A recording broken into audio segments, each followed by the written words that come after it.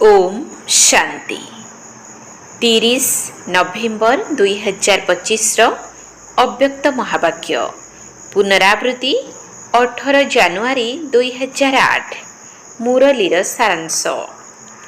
सच्चा स्नेही होई सबु बोझ बाबा को देई मौजर अनुभव कर, मेहनत मुक्त हुओ। सच्चा स्नेही होई सबु बोझ बाबा को देई मौजर अनुभव कर, मेहनत मुक्त हुओ।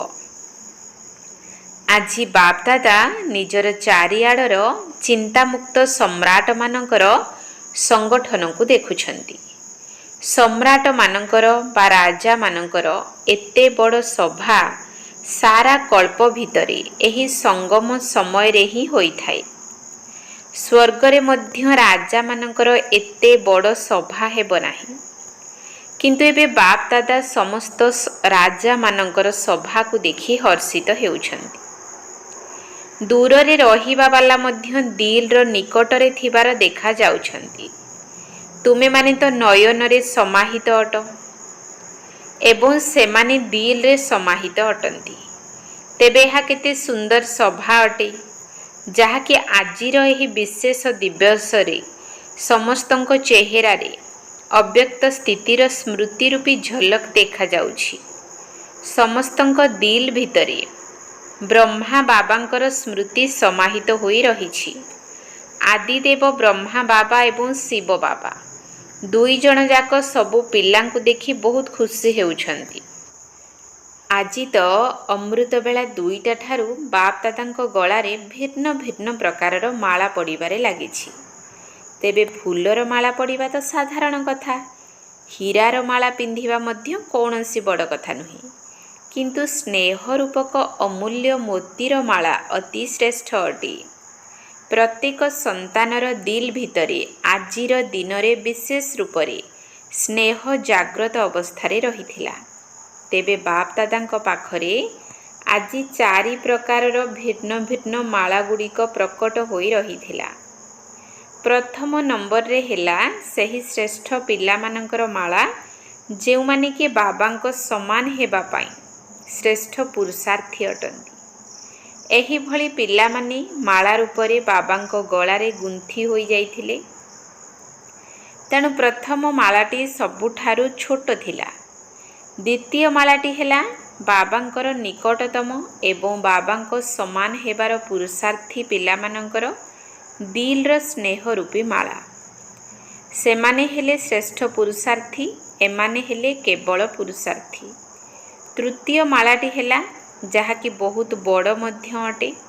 एहा सही मानकर माला जेउ माने स्नेही मध्य अटंती, बाबांकर सेबारे साथी मध्य अटंती, किंतु केबे तीव्र पुरुषार्थी आउ केबे तोफानर सम्मुखीन मध्य अधिक करिथांती।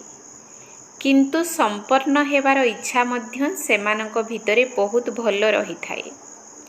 तेबे चतुर्थ मालाटी हेला अभियोग करिबा वालांकर माला। एही परी भिन्न भिन्न प्रकारर पिला मानकर अव्यक्त फरिश्ता चेहरा रूपरे माला गुड़िक रहिथिला। बाप दादा मध्य भिन्न भिन्न माला गुड़िक देखि खुशी मध्य हेउथिले एवं स्नेह सहित शक्तिर किरण मध्य देउथिले। एबे तुमे माने निजे निजकु पचार मु किए, किंतु चारिआडर पिला मानक दिल रे वर्तमान समय रे गोटे विशेष संकल्प जाग्रत अवस्थारे रहिछि। ताहा हेला एबे निश्चित भावरे किछि करिबाकु हेबो। एही भली उमंग उत्साह अधिकांश पिला मानक भितरे संकल्प रूपरे रहिछि। स्वरूप हेबारे क्रमान्वୟରେ रहिथिले मध्य संकल्परे निश्चित रहिछि। बाप दादा सबु पिलांकु आजिर एही स्नेह दिवसर, स्मृति दिवसर एवं समर्थी दिवसर विशेष आंतरिक आशीर्वाद एवं आंतरिक अभिनंदन देउछंती।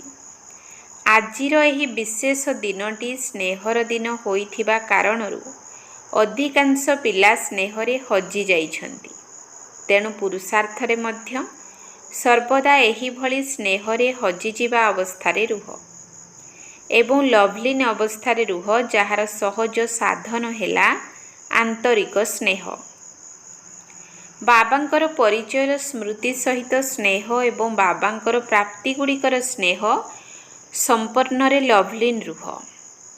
तेणु स्नेह ही सबुठारु सहज साधन अटे, काहींकि स्नेही आत्मा मेहनत करिबारु मुक्त होई जाई थाए। स्नेहरे लीन होई जिबा कारणरू, स्नेहरे हजि जिबा कारणरू जे कोनोसी प्रकारर मेहनत मनोरंजनर अनुभव होई थाए। स्नेही आत्मा स्वतः ही देहर स्मृति ठारू देहर संबंध गुड़िक प्रति एवं देहर दुनिया प्रति ध्यान देबा ठारू ऊर्ध्वरे स्नेहमय स्थिति रे स्वतः ही लीन अवस्थारे रही थाए। तेबे दिलर स्नेह सेमानंकु बाबांकर समीपतार संगर एवं समानतार अनुभव कराई थाए। स्नेही आत्मा सर्वदा निजकु बाबांकर आशीर्वादर पात्र मने करि थाए। स्नेह असंभव को मध्य सहजरे संभव करि दिए। सर्वदा निजर मस्तकरे एवं कपाଳରେ बाबांकर सहयोगर एवं स्नेहर हाथ अनुभव करि थाए तथा निश्चय बुद्धि निश्चिंत स्थिति रे रही थाए। तेबे तुमे सबु आदि स्थापना समयर पिलामानंकु आदि समयर अनुभव मध्य अछि। एबे मध्य सेवार आदि समयर निमित्त पिलामानंकर अनुभव अछि जे आदि समय रे सबु पिलांकु बाबा मिलिथिले। सेही स्मृति द्वारा स्नेहर निशा केते थिला। ज्ञान तो तुमको परे मिलिला, किंतु प्रथमे प्रथमे निशार सहित स्नेहरे हजि जाइथिल। जेहेतु बाबा स्नेहर सागर अटंती, तेणु अधिकांश पिला आदि समय ही स्नेहर सागर रे हजि जिबा अवस्थारे अछंती एवं पुरुषार्थर बेगरे मध्य बहुत भल तीव्र गति रे चालुछंती। किंतु केतेक पिला स्नेहर सागर रे हजि जाउथिबा बेले आउ केतेक पिला केवल बुड़ पकाई बाहर को आसी जाउछंती। सेथिपाई निजको हजाई देउथिबा पिलामानंकु जेतिकी कम मेहनत करिबाकु पडुछि, सेही अनुसारे अन्य मानंकु सेतिकी लाभ मिलु नाही। केबे मेहनत तो केबे मोहब्बत, अर्थात सेमाने दुई प्रकारर अनुभव रे रहुछंती। किंतु जेउमाने सर्वदा स्नेहरे लवलीन होई रहुछंती, सेमाने निजको सर्वदा छत्र छाया तले रहिबार अनुभव करुछंती। कारण आंतरिक स्नेही पिला माने मेहनत को मध्य मोहब्बत रे परिवर्तन करि देइथांती। सेमानकु पहाड़ भली परिस्थिति मध्य तुला भली अनुभव होई थाए, पत्थर मध्य पानी भली अनुभव होई थाए। तेबे आजि जेहेतु विशेष करी स्नेहर वायुमंडल भितरे रहिछ, तेणु मेहनतर अनुभव करुछ ना मनोरंजनर अनुभव करुछ। आजि तो समस्तंकु स्नेहर अनुभव हेला ना। कौन स्नेहरे मजी जाइथिल तो, हजि जाइथिल तो? कौन आजि मेहनतर अनुभव होइछि कि? कौनसी भी कथार मेहनतर अनुभव करिछ कि? काहींकि कौन किपरिर संकल्प आसिछि कि? कारण स्नेह सबुकिछि भुलाई देइथाए। तेणु बाप दादा कहउछंती जे तुमे माने बाबांकर एही स्नेह को केबे भी भूल नाही। तुमको तो स्नेहर सागर मिली जाइछंती, तेणु खूब लहड़ी रे खेल। तेबे जेतेबेले भी कौनसी मेहनतर अनुभव हेउछि, काहींकि ना मझिरे मझिरे माया परीक्षा तो नेब ना, किंतु सही समय रे स्नेहर अनुभव को मने पकाओ। तेबे मेहनत मोहब्बत रे परिवर्तन होइछिबो। तेणु अनुभव करी देख एथिरे भूल कौन हेउछि ना, काहींकि कौन किपरि भीतर को बहुत चली जाउछ। तेबे जहा आसीबो ताहा जीव मध्य, किंतु जीव किपरि? स्नेह को मने पकाइबा द्वारा मेहनत समाप्त हेबो। काहींकि ना समस्तंकु भिन्न भिन्न समय रे बाबा एवं दादा उभयंकर स्नेहर अनुभव तो हेउछि ना। कौन अनुभव हेउछि तो? अच्छा, सबु बेले हेउ नाही, किंतु केबे ना केबे तो होइथिबो ना। तेबे सही समय को मने पकाओ। बाबांकर स्नेह किपरि अटे? बाबांकर स्नेह द्वारा कौन कौन सब अनुभव करिछ? तेबे स्नेहर स्मृति द्वारा मेहनत मध्य बदली जिवो। काहींकि ना बाप दादांको कौनसी पिलार मेहनत करिवार स्थिति भल लागे नाही। मोर संतान ପୁଣି ମେହନତ, ତେବେ ମେହନତ ମୁକ୍ତ କେବେ ହେବ? ଏହି ସଙ୍ଗମ ଯୁଗ ହିଁ ହେଉଛି ମେହନତରୁ ମୁକ୍ତ ହୋଇ ମଉଜ ହିଁ ମଉଜରେ ରହିପାରିବ। ଯଦି ମଉଜର ଅନୁଭବ ହେଉନାହିଁ, ତେବେ ବୁଦ୍ଧି ଉପରେ କୌଣସି ନା କୌଣସି ବୋଝ ରହିଛି। ତେବେ ବାବା ତ କହୁଛନ୍ତି ସବୁ ବୋଝ ମୋତେ ଦେଇଦିଅ, ମୁଁ ପଣିଆକୁ ଭୁଲି ଟ୍ରଷ୍ଟି ହୋଇଯାଅ, ସବୁ ଦାୟିତ୍ୱ ବାବାଙ୍କୁ ଦେଇଦିଅ। ଏବେ ନିଜେ ଦିଲ୍ର ସହିତ ସଚ୍ଚା ସନ୍ତାନ ହୋଇ ଖାଅ, ପିଅ, ଖେଳ ଏବଂ ମଉଜ କର। କାହିଁକି ନା ଏହି ସଙ୍ଗମ ଯୁଗ ସବୁ ଯୁଗ ଭିତରେ ମଉଜ କରିବାର ଯୁଗ। ଯଦି ଏହି ମଉଜ କରିବାର ଯୁଗରେ ମଧ୍ୟ ମଉଜ କରିପାରିଲ ନାହିଁ, ତେବେ ଆଉ କେବେ କରିବ? ବାପ ଦାଦା ଯେତେବେଳେ ଦେଖୁଛନ୍ତି ପିଲାମାନେ ବୋଝ ଉଠାଇବା ସହିତ ବହୁତ ମେହନତ କରୁଛନ୍ତି, ବାବାଙ୍କୁ ଦେଉନାହାନ୍ତି, କିନ୍ତୁ ନିଜ ଉପରକୁ ଉଠାଇ ନେଉଛନ୍ତି, ତେବେ ବାବାଙ୍କୁ ତ ଦୟା ଲାଗିବ ନା। କାରଣ ପିଲାମାନେ ମଉଜ କରିବା ସମୟରେ ମେହନତ କରୁଛନ୍ତି। ତେଣୁ ସ୍ନେହରେ ହଜିଯାଅ। ସ୍ନେହ ମିଳିଥିବା ସମୟକୁ ମନେ ପକାଅ। ସମସ୍ତଙ୍କୁ କେବେ ନା କେବେ ବିଶେଷ ସ୍ନେହର ଅନୁଭୂତି ନିଶ୍ଚିତ ହୋଇଥିବ ଏବଂ ହୋଇଛି ମଧ୍ୟ। ବାବା ଜାଣିଛନ୍ତି, ଅନୁଭବ ତ ହେଉଛି କିନ୍ତୁ ତାକୁ ମନେ ପକାଉନାହଁ। କେବଳ ମେହନତକୁ ହିଁ ଦେଖୁଛ ଏବଂ ସେହିଥିରେ ହିଁ ଛନ୍ଦି ହୋଇଯାଉଛ। ଯଦି ଆଜି ବି ଅମୃତବେଳା ଠାରୁ ବର୍ତ୍ତମାନ ପର୍ଯ୍ୟନ୍ତ ବାପ ଦାଦା ଦୁଇ ଜଣ ସର୍ବୋଚ୍ଚ ଅଧିକାରୀ ଆତ୍ମାଙ୍କର ସ୍ନେହକୁ ଦିଲ୍ରେ ଅନୁଭବ କରିଥିବ, ତେବେ ଆଜିର ଦିନକୁ ମଧ୍ୟ ମନେ ପକାଇବା ଦ୍ୱାରା ସ୍ନେହ ନିକଟରେ ମେହନତ ସମାପ୍ତ ହୋଇଯିବ। ଏବେ ବାପ ଦାଦା ଏହି ବର୍ଷ ପ୍ରତ୍ୟେକ ସନ୍ତାନକୁ ସ୍ନେହଯୁକ୍ତ ଏବଂ ମେହନତ ମୁକ୍ତ ସ୍ଥିତିରେ ଦେଖିବାକୁ ଚାହୁଁଛନ୍ତି। ତେଣୁ ମେହନତର ଚିହ୍ନ ବର୍ଣ୍ଣ ମନ ଭିତରେ କିମ୍ବା ଜୀବନରେ ଦେଖା ନଯାଉ। ଏହା ହୋଇପାରିବ? ଯେଉଁମାନେ ଭାବୁଛନ୍ତି ନିଶ୍ଚିତ କରି ଦେଖାଇବୁ, ସାହସୀ ଅଟନ୍ତି, ସେମାନେ ହାତ ଉଠାଅ। ଆଜି ବିଶେଷ କରି ଏହିଭଳି ପିଲାମାନଙ୍କୁ ବାବାଙ୍କ ଠାରୁ ମେହନତରୁ ମୁକ୍ତ ହେବାର ବରଦାନ ମିଳୁଛି। କ'ଣ ସ୍ୱୀକାର କରୁଛ ତ? ପୁଣି ଯଦି କିଛି ହୋଇଗଲା ତେବେ କ'ଣ କରିବ? କାହିଁକି କ'ଣ ତ କରିବ ନାହିଁ ନା। ସ୍ନେହପୂର୍ଣ୍ଣ ମୁହୂର୍ତ୍ତଗୁଡ଼ିକୁ ମନେ ପକାଇବ ଏବଂ ସେହି ଅନୁଭବରେ ହଜିଯିବ। ତୁମେମାନେ ତ ପ୍ରତିଜ୍ଞା ମଧ୍ୟ କରିଛ।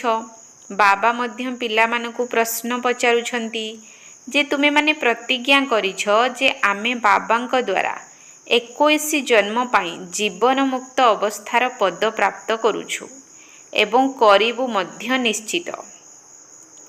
ତେବେ ଜୀବନ ମୁକ୍ତ ସ୍ଥିତିରେ କ'ଣ ମେହନତ ଥାଏ କି? 21 ଜନ୍ମ ଭିତରୁ ଗୋଟିଏ ଜନ୍ମ ତ ସଙ୍ଗମର ଅଟେ ନା। ତୁମମାନଙ୍କର ପ୍ରତିଜ୍ଞା ତ 21 ଜନ୍ମ ପାଇଁ ଅଟେ, 20 ଜନ୍ମ ପାଇଁ ତ ନୁହେଁ ନା। ତେଣୁ ଏବେଠାରୁ ମେହନତ ମୁକ୍ତ ଅର୍ଥାତ୍ ଜୀବନ ମୁକ୍ତ, ଚିନ୍ତା ମୁକ୍ତ ସମ୍ରାଟ ହୁଅ।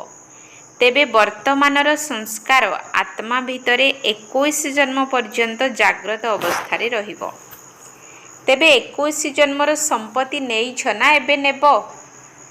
ତେଣୁ ଦୟାକରି ଧ୍ୟାନ ଦିଅ ଯେ ମେହନତ ମୁକ୍ତ ହେବା ସହିତ ନିଜେ ସନ୍ତୁଷ୍ଟ ରହିବ ଏବଂ ଅନ୍ୟମାନଙ୍କୁ ମଧ୍ୟ ସନ୍ତୁଷ୍ଟ କରିବ। କେବଳ ନିଜେ ରହିବାର ନାହିଁ, କରିବାକୁ ମଧ୍ୟ ପଡ଼ିବ। ତେବେ ଯାଇ ମେହନତରୁ ମୁକ୍ତ ରହିପାରିବ। ନଚେତ୍ ପ୍ରତିଦିନ କୌଣସି ନା କୌଣସି ବୋଝର କଥା, ମେହନତର କଥା କାହିଁକି କ'ଣର ଭାଷା ରୂପରେ ଆସିବ। ଏବେ ସମୟର ସମୀପତାକୁ ତ ଦେଖୁଛ। ସମୟ ଯେପରି ଦିନକୁ ଦିନ ପାଖେଇ ପାଖେଇ ଆସୁଛି, ସେହିପରି ତୁମମାନଙ୍କର ମଧ୍ୟ ବାବାଙ୍କ ସହିତ ସମୀପତାର ଅନୁଭବର ବୃଦ୍ଧି ହେବା ଦରକାର। କାହିଁକି ନା ବାବାଙ୍କ ସହିତ ତୁମମାନଙ୍କର ସମୀପତା ସମୟର ସମୀପତାକୁ ସମାପ୍ତ କରିବ। କ'ଣ ତୁମମାନଙ୍କୁ ଆତ୍ମାମାନଙ୍କର ଦୁଃଖ ଅଶାନ୍ତିର ଶବ୍ଦ ଶୁଣାଯାଉ ନାହିଁ? ତୁମେମାନେ ହିଁ ସେମାନଙ୍କର ପୂର୍ବଜ ଅଟ ଏବଂ ପୂଜ୍ୟ ମଧ୍ୟ ଅଟ। ତେଣୁ ହେ ପୂର୍ବଜ ଆତ୍ମାମାନେ, ହେ ପୂଜ୍ୟ ଆତ୍ମାମାନେ, ବିଶ୍ୱ କଲ୍ୟାଣର କାର୍ଯ୍ୟକୁ କେବେ ସମ୍ପନ୍ନ କରିବ? ବାପ ଦାଦା ସମାଚାର ଗୁଡ଼ିକରେ ଦେଖୁଛନ୍ତି ଯେ ସବୁ ବର୍ଗବାଲା ନିଜ ନିଜର ମିଟିଂ କରୁଛନ୍ତି, ଯୋଜନା ମଧ୍ୟ କରୁଛନ୍ତି ଯେ ବିଶ୍ୱ କଲ୍ୟାଣର ଗତିକୁ ତୀବ୍ର କିପରି କରିବୁ। ତେବେ ଯୋଜନା ତ ବହୁତ ଭଲ ଭଲ କରୁଛ, କିନ୍ତୁ ବାପ ଦାଦା ପଚାରୁଛନ୍ତି ଏହା କାର୍ଯ୍ୟକାରୀ କେବେ ହେବ? ଏହାର ଉତ୍ତର ଦାଦୀମାନେ ଦେବେ। ଯୋଜନାଗୁଡ଼ିକ କାର୍ଯ୍ୟକାରୀ କେବେ ହେବ? କ'ଣ ପାଣ୍ଡବ ଉତ୍ତର ଦେବେ? କେବେ ହେବ? ସବୁ ବର୍ଗବାଲା ଏହି ଲକ୍ଷ୍ୟ ରଖୁଛ ଯେ ବାବାଙ୍କର ପ୍ରତ୍ୟକ୍ଷତା ହୋଇଯାଉ, କିନ୍ତୁ ପ୍ରତ୍ୟକ୍ଷତା ହେବ ଦୃଢ଼ ପ୍ରତିଜ୍ଞା ଦ୍ୱାରା। ପ୍ରତିଜ୍ଞାରେ ମଧ୍ୟ ଦୃଢ଼ତା ଦରକାର। କେବେ କେବେ କୌଣସି କାରଣ ଦ୍ୱାରା ବା କୌଣସି କଥା ଦ୍ୱାରା ଦୃଢ଼ତା କମ୍ ହୋଇଯାଉଛି। ପ୍ରତିଜ୍ଞା ତ ବହୁତ ଭଲ ଭଲ କରୁଛନ୍ତି। ଅମୃତ ବେଳାରେ ଯଦି ତୁମେମାନେ ଶୁଣି ପାରନ୍ତ ନା। ବାବା ତ ଶୁଣୁଛନ୍ତି, କିନ୍ତୁ ତୁମକୁ ଏବେ ବିଜ୍ଞାନ ଏଭଳି ସାଧନ ଦେଇପାରିନାହିଁ ଯାହାଦ୍ୱାରା ତୁମେ ସମସ୍ତଙ୍କର ଦିଲ୍ର ଭାଷାକୁ ଶୁଣିପାରିବ। ତେଣୁ ବାପ ଦାଦା ତ ଶୁଣୁଛନ୍ତି। ତୁମମାନଙ୍କର ପ୍ରତିଜ୍ଞାର ମାଳାଗୁଡ଼ିକ ଏବଂ ସଂକଳ୍ପର କଥା ସବୁ ଏତେ ଭଲ ଭଲ ଏବଂ ଦିଲ୍ ଖୁସ୍ କରିବା ଭଳି ଅଟେ, ଯାହାକୁ ଶୁଣି ବାପ ଦାଦା କହୁଛନ୍ତି, ବାହା ବଚେ ବାହା। ତେବେ ଶୁଣାଇବୁ କ'ଣ କ'ଣ ସବୁ କହୁଛ? ମୁରଲୀ ଶୁଣିବା ସମୟ ପର୍ଯ୍ୟନ୍ତ 75% ଠିକ୍ ରହୁଛି, କିନ୍ତୁ ଯେତେବେଳେ କର୍ମରେ ଆସିଯାଉଛି ବା କର୍ମଯୋଗୀ ହୋଇଯାଉଛ, ସେତେବେଳେ ଫରକ ଆସିଯାଉଛି। କିଛି ସଂସ୍କାର, କିଛି ସ୍ୱଭାବ ଯେତେବେଳେ ପରସ୍ପର ମୁହାଁମୁହିଁ ହୋଇଯାଉଛନ୍ତି, ସେତେବେଳେ ପ୍ରତିଜ୍ଞା ଦୃଢ଼ ହେବା ପରିବର୍ତ୍ତେ ସାଧାରଣ ହୋଇଯାଉଛି। ଦୃଢ଼ତାର ପରିମାଣ କମ୍ ହୋଇଯାଉଛି।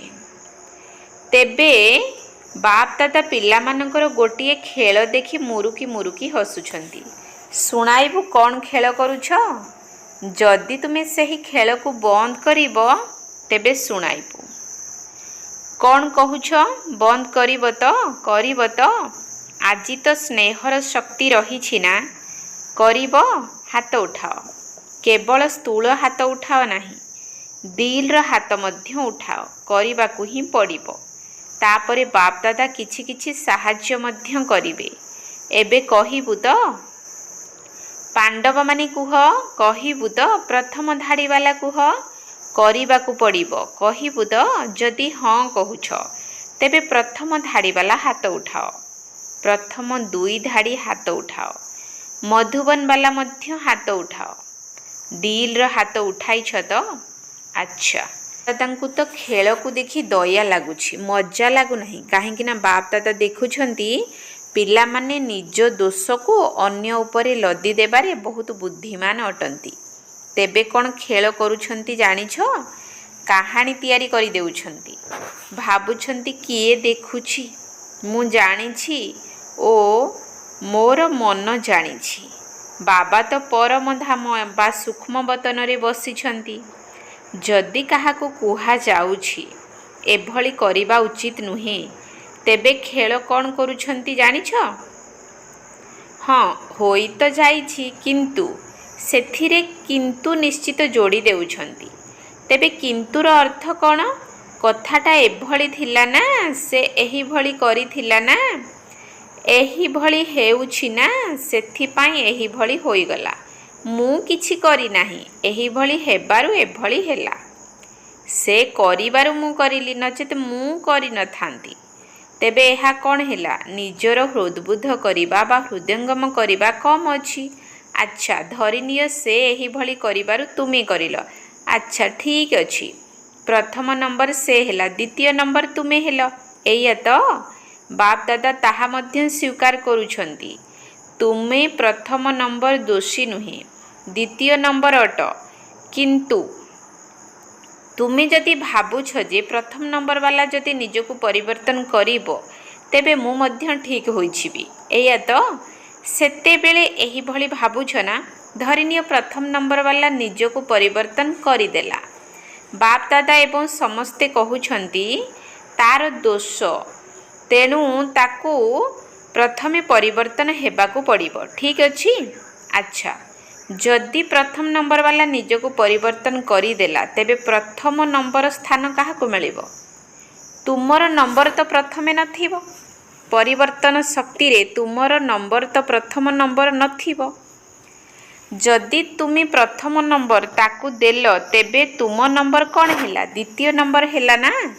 ଯଦି ତୁମକୁ ଏବେ କୁହାଯିବ ତୁମେ ଦ୍ୱିତୀୟ ନମ୍ବରରେ ଅଛ, ତେବେ ତୁମେ ଗ୍ରହଣ କରିବ ତ? କ'ଣ କହୁଛ? କରିବ ତ? କହିବ ନା ଏମିତି ହୋଇଗଲା, ସେମିତି ହୋଇଗଲା, କେମିତି ହେଲା। ଖେଳ ଭିତରେ ଏହିଭଳି ଭାଷା ବହୁତ ଆସୁଛି।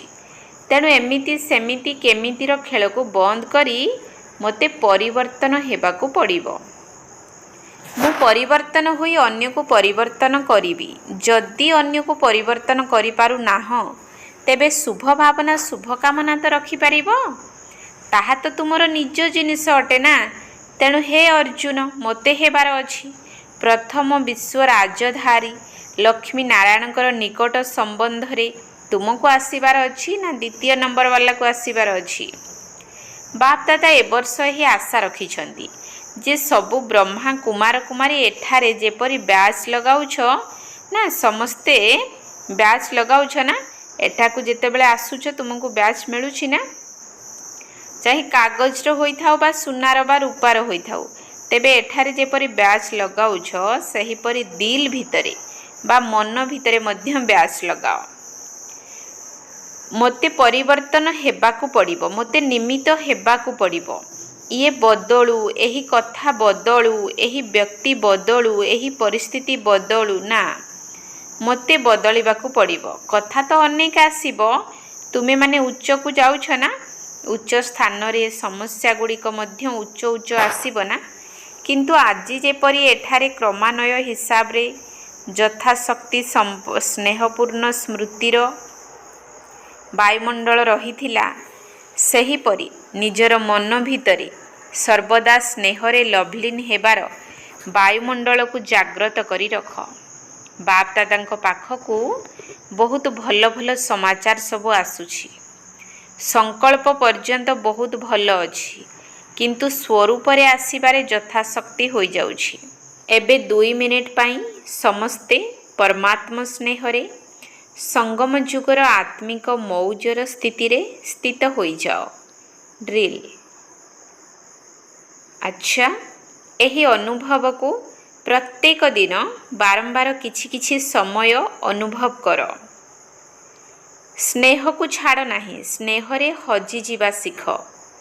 ଆଚ୍ଛା, ଚାରିଆଡ଼ର ଯୋଗଯୁକ୍ତ, ଯୁକ୍ତିଯୁକ୍ତ, ରାଜଯୁକ୍ତ ଅର୍ଥାତ୍ ରହସ୍ୟଯୁକ୍ତ, ନିଜେ ରାଜ ଅର୍ଥାତ୍ ରହସ୍ୟକୁ ଜାଣି ସର୍ବଦା ରାଜି ଅର୍ଥାତ୍ ସନ୍ତୁଷ୍ଟ ରହିବା ସହିତ ଅନ୍ୟମାନଙ୍କୁ ମଧ୍ୟ ରାଜି କରୁଥିବା, କେବଳ ନିଜେ ସନ୍ତୁଷ୍ଟ ରହିବାର ନାହିଁ, ସନ୍ତୁଷ୍ଟ କରିବାକୁ ମଧ୍ୟ ହେବ। ଏହିଭଳି ସର୍ବଦା ସ୍ନେହର ସାଗରରେ ଲଭ୍ଲିନ୍ ରହୁଥିବା ପିଲାମାନଙ୍କୁ, ସର୍ବଦା ବାପ ସମାନ ହେବାର ତୀବ୍ର ଗତିର ପୁରୁଷାର୍ଥୀ ପିଲାମାନଙ୍କୁ, ସର୍ବଦା ଅସମ୍ଭବକୁ ମଧ୍ୟ ସହଜରେ ସମ୍ଭବ କରୁଥିବା ଶ୍ରେଷ୍ଠ ଆତ୍ମାମାନଙ୍କୁ, ସର୍ବଦା ବାବାଙ୍କ ସାଥିରେ ରହୁଥିବା ଏବଂ ବାବାଙ୍କର ସେବାରେ ସାଥୀ ହେଉଥିବା ବହୁତ ବହୁତ ଲକି ଅର୍ଥାତ୍ ଭାଗ୍ୟବାନ ଏବଂ ଲଭ୍ଲି ଅର୍ଥାତ୍ ଅତି ପ୍ରିୟ ସନ୍ତାନମାନଙ୍କୁ ଆଜିର ଅବ୍ୟକ୍ତ ଦିବସର ଅବ୍ୟକ୍ତ ଫରିସ୍ତା ସ୍ୱରୂପର ସ୍ନେହ ସମ୍ପନ୍ନ ଶୁଭେଚ୍ଛା ଏବଂ ଆନ୍ତରିକ ଆଶୀର୍ବାଦ। ଆତ୍ମିକ ସନ୍ତାନମାନଙ୍କର ଆତ୍ମିକ ବାପ ଦାଦାଙ୍କୁ ନମସ୍ତେ, ନମସ୍ତେ, ନମସ୍ତେ, ସୁପ୍ରଭାତ। ବରଦାନ: ମନେ ପକାଇବାର ଯାଦୁ ମନ୍ତ୍ର ଦ୍ୱାରା ସର୍ବସିଦ୍ଧିଗୁଡ଼ିକୁ ପ୍ରାପ୍ତ କରୁଥିବା ସିଦ୍ଧି ସ୍ୱରୂପ ଭବ। ମନେ ପକାଇବାର ଯାଦୁ ମନ୍ତ୍ର ଦ୍ୱାରା ସର୍ବସିଦ୍ଧିଗୁଡ଼ିକୁ ପ୍ରାପ୍ତ କରୁଥିବା ସିଦ୍ଧି ସ୍ୱରୂପ ଭବ। ବାବାଙ୍କୁ ମନେ ପକାଇବା ହିଁ ଯାଦୁ ମନ୍ତ୍ର ଅଟେ। ଏହି ଯାଦୁ ମନ୍ତ୍ର ଦ୍ୱାରା ଯେଉଁ ପ୍ରକାରର ସିଦ୍ଧି ଚାହିଁବ ତାହା ପ୍ରାପ୍ତ କରିପାରିବ। ଯେପରି ସ୍ଥୂଳ ରୂପରେ ମଧ୍ୟ କୌଣସି ସିଦ୍ଧି ପ୍ରାପ୍ତ କରିବାକୁ ହେଲେ ମନ୍ତ୍ର ଜପ କରିଥାନ୍ତି, ସେହିପରି ଏଠାରେ ମଧ୍ୟ କୌଣସି କାର୍ଯ୍ୟରେ ଯଦି ସିଦ୍ଧି ପ୍ରାପ୍ତ କରିବାକୁ ଚାହୁଁଛ, ତେବେ ଏହି ମନେ ପକାଇବାର ମହାମନ୍ତ୍ର ହିଁ ବିଧି ସ୍ୱରୂପ ଅଟେ। ଏହି ଯାଦୁ ମନ୍ତ୍ର ଗୋଟିଏ ସେକେଣ୍ଡ ଭିତରେ ପରିବର୍ତ୍ତନ କରିଦେଇଥାଏ। ଯଦି ଏହାକୁ ସଦାସର୍ବଦା ସ୍ମୃତିରେ ରଖିବ, ତେବେ ସଦାକାଳ ପାଇଁ ସିଦ୍ଧି ସ୍ୱରୂପ ହୋଇଯିବ। କାହିଁକିନା ଯୋଗଯୁକ୍ତ ସ୍ଥିତିରେ ରହିବା କିଛି ବଡ଼ କଥା ନୁହେଁ, କିନ୍ତୁ ସବୁବେଳେ ଯୋଗଯୁକ୍ତ ସ୍ଥିତିରେ ରହିବା ବଡ଼ କଥା। ଏହାଦ୍ୱାରା ହିଁ ସର୍ବସିଦ୍ଧିଗୁଡ଼ିକ ପ୍ରାପ୍ତ ହୋଇପାରିବ। ସ୍ଲୋଗାନ, ଗୋଟିଏ ସେକେଣ୍ଡ ଭିତରେ ବିସ୍ତାରକୁ ସାର ରୂପରେ ସମାହିତ କରିନେବା ଅର୍ଥାତ୍ ଅନ୍ତିମ ସାର୍ଟିଫିକେଟ୍ ନେବା। ଗୋଟିଏ ସେକେଣ୍ଡ ଭିତରେ ବିସ୍ତାରକୁ ସାର ରୂପରେ ସମାହିତ କରିନେବା ଅର୍ଥାତ୍ ଅନ୍ତିମ ସାର୍ଟିଫିକେଟ୍ ନେବା। ଅବ୍ୟକ୍ତି ଇସାରା, ଅଶରୀରୀ ଅଥବା ବିଦେହୀ ସ୍ଥିତିର ଅଭ୍ୟାସକୁ ବଢ଼ାଅ। ଯେପରି ଶରୀରର କୌଣସି ବସ୍ତ୍ରକୁ ସହଜରେ ଓହ୍ଲାଇ ଦେଇପାରୁଛ, ସେହିପରି ଏହି ଶରୀର ରୂପକ ବସ୍ତ୍ରକୁ ମଧ୍ୟ ସହଜରେ ଓହ୍ଲାଇ ପାରୁଥିବ ଏବଂ ସମୟ ଆସିଲେ ସହଜରେ ଧାରଣ କରିପାରୁଥିବ। ଏହାର ଅଭ୍ୟାସ ରହିବା ଦରକାର। ଯଦି ବସ୍ତ୍ରଟି ବହୁତ ଟାଇଟ୍ ଥିବ, ତେବେ ସହଜରେ ଓହ୍ଲାଇ ପାରିବ ନାହିଁ। ସେହିଭଳି ଏହି ଶରୀର ରୂପୀ ବସ୍ତ୍ର ମଧ୍ୟ କୌଣସି ସଂସ୍କାର ସହିତ ଚିପି ହୋଇ ନ ରହୁ ବା ଟାଇଟ୍ ନ ରହୁ। ସେଥିପାଇଁ ସବୁ କଥାରେ ସରଳ ହୋଇଯାଅ। ଯଦି ସବୁଥିରେ ସରଳ ହୋଇଯିବ, ତେବେ ତୁମର ସବୁ କାର୍ଯ୍ୟ ସହଜ ହୋଇଯିବ। ଯେତେ ଯେତେ ନିଜର ପୁରୁଣା ସ୍ୱଭାବ ସଂସ୍କାର ଠାରୁ ଦୂରେଇ ରହିବ, ତୁମର ଅବସ୍ଥା ମଧ୍ୟ ସେତିକି ଦୈହିକ ସ୍ମୃତି ଠାରୁ ମୁକ୍ତ ରହିବ, ଅର୍ଥାତ୍ ସହଜରେ ବିଦେହୀ ହୋଇଯିବ। ଓମ୍ ଶାନ୍ତି।